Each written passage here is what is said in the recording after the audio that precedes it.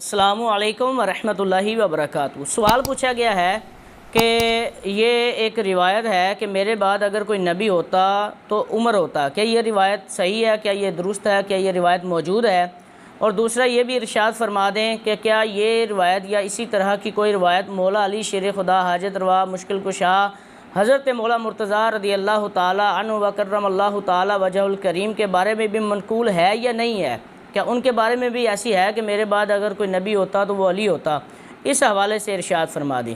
تو جواباً عرض ہے کہ اہل سنت کی کتب احادیث میں ایسی کوئی روایت موجود نہیں کہ مولا علی شیر خدا رضی اللہ تعالی عنہ کو اس طرح سے نبوت کے بارے میں ارشاد فرمایا گیا ہو کہ اگر میرے بعد کوئی نبی ہوتا تو وہ علی ہوتا۔ ہاں، حضرت عمر فاروق رضی اللہ تعالی عنہ کے بارے میں ترمذی شریف میں یہ روایت موجود ہے، لو کان بعدی نبی لکان عمر بن الخطاب، کہ اگر میرے بعد کوئی نبی ہوتا تو وہ عمر بن خطاب ہوتے۔ تو اس لیے ڈھونڈ ڈانٹ کے گڑھ کے تعویل کر کے مفہوم نکال کے یہ بیان کرنے کی کوشش کرنا کہ سرکار علیہ الصلوۃ والسلام کے بعد اگر کوئی نبی ہوتا تو وہ علی ہوتا، یہ درست نہیں ہے، اور نہ ہی کتب احادیث میں ایسی کوئی روایت موجود ہے۔